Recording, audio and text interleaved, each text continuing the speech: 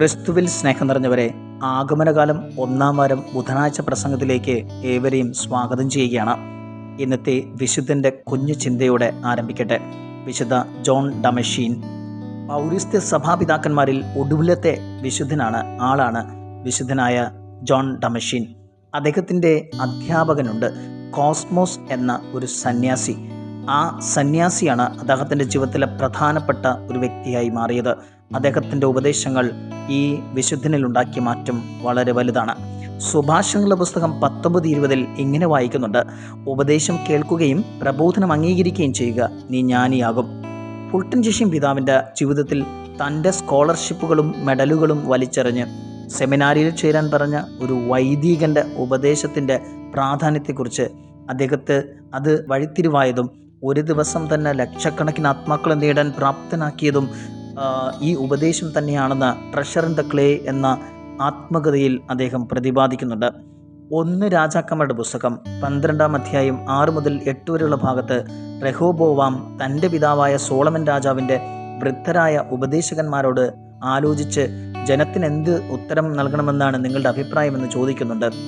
അവിടെ ഉപദേശങ്ങൾ ശരിയാവണ്ണം അല്ലെങ്കിൽ അപകടമാണ് എന്ന് കാണിക്കുന്ന ഭാഗം കൂടിയാണിത്. പിന്നീട് ഉപദേശം മുതിർന്നവരുടെ നിരസിച്ച് യുവാക്കളുടെ ഉപദേശം തേടുന്നു, പരാജയമിടുന്നതും നമുക്ക് കാണാനായിട്ട് സാധിക്കും. ജീവിതത്തിൽ ഉപദേശം നൽകുന്നവരെ മനസ്സിൽ സൂക്ഷിക്കാൻ ഈ വിശുദ്ധൻ ഓർമ്മപ്പെടുത്തുകയാണ്. കോസ്മോസ് എന്ന അധ്യാപകൻ്റെ സ്വാധീനം വിശുദ്ധനാക്കി വിശുദ്ധ ജോൺ ഡമഷീനെ മാറ്റിയതുപോലെ. ചിലർ പറയുന്നത് കേൾക്കാൻ വളരെ സന്തോഷമാണ്. എനിക്ക് ആ അധ്യാപകൻ്റെ സന്ദേശം എൻ്റെ ജീവിതത്തിൽ ഉയർച്ചയിലെത്താൻ സാധിച്ചുവെന്ന്. അതെ, നല്ലുപദേശം നൽകുന്നവരെ ധ്യാനിക്കാൻ ഈ വിശുദ്ധൻ നമ്മെ പ്രചോദിപ്പിക്കുന്നു. വിചിന്തനത്തിലേക്ക് ഇന്നത്തെ 1-ാമത്തെ വായന യെശയ്യാ പ്രവാചകന്റെ പുസ്തകം 25-ാം അധ്യായം 6 മുതൽ 10 വരെയുള്ള ഭാഗങ്ങളാണ് നമ്മൾ വായിച്ചു കേൾക്കുക. വളരെ പ്രധാനപ്പെട്ട ഒരു ഭാഗമാണിത്. അധ്യായം യെശയ്യാ പ്രവാചകന്റെ പുസ്തകത്തിൽ 24 മുതൽ 35 വരെയുള്ള അധ്യായങ്ങൾ വിധിയെക്കുറിച്ചും പ്രത്യാശയെക്കുറിച്ചും പ്രതിപാദിക്കുന്ന ഭാഗങ്ങളാണ്. ഈ അധ്യായങ്ങളുടെ ഏറ്റവും മർമ്മപ്രധാന ഭാഗമായി 25-ാം അധ്യായം 6 മുതൽ 10 വരെയുള്ള ഭാഗത്ത് നമുക്ക് മനസ്സിലാക്കാം, ദൈവം ഭൂമുഖത്തെ എല്ലാ ജനതകൾക്കും വിരുന്ന് ഒരുക്കുമെന്നും മരണത്തെ എന്നേക്കുമായി അവിടെ നിന്ന് ഇല്ലാതാക്കുമെന്നും ഈ ഭാഗം പറഞ്ഞു വയ്ക്കുന്നു. വാക്യം 10 പറയുന്നു: കർത്താവിൻ്റെ കരം ഈ പർവ്വതത്തിൽ വിശ്രമിക്കും, ദൈവത്തിൻ്റെ പരമാധികാരം വിരുന്നുമായി ഒന്നിപ്പിച്ചിരിക്കുകയാണ്. സ്വർഗീയ വിരുന്നിന് മറ്റൊരു പ്രത്യേകത കൂടിയുണ്ട്. ഇതൊരു ഒത്തുചേരലിൻ്റെ വിരുന്നാണ്. ആ വിരുന്നിൻ്റെ സ്വഭാവത്തിൽ നിന്നും അത് മനസ്സിലാക്കാം.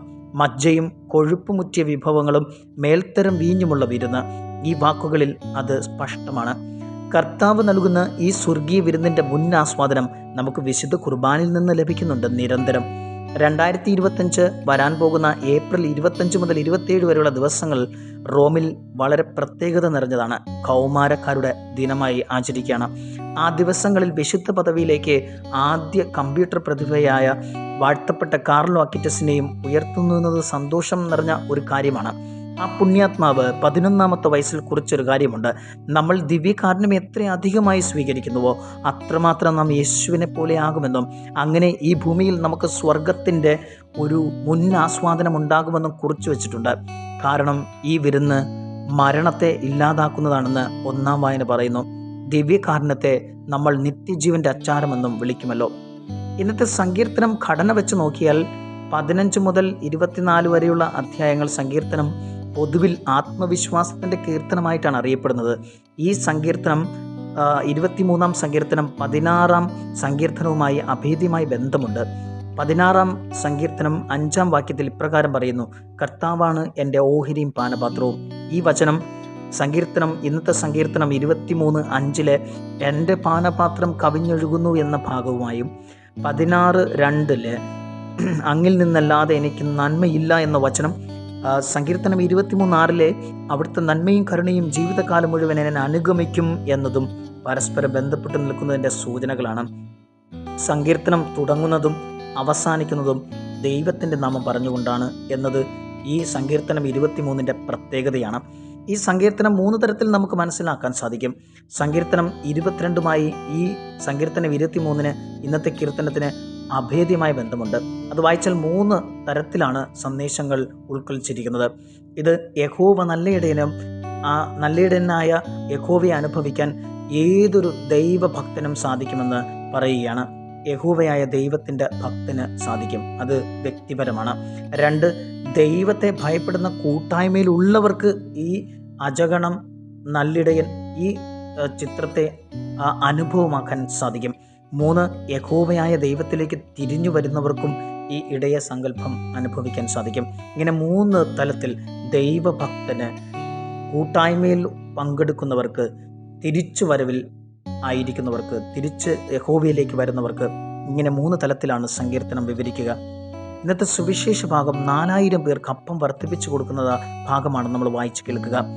5 അപ്പം 5000 പേർക്ക് വിളമ്പുന്നതുമായി ഇതിന് സാമ്യമുണ്ടെങ്കിലും മിശിഹായുടെ വാഴ്ചയാണ് പ്രമേയമായി ഇതിൽ നിഴലിച്ചു നിൽക്കുന്നത്.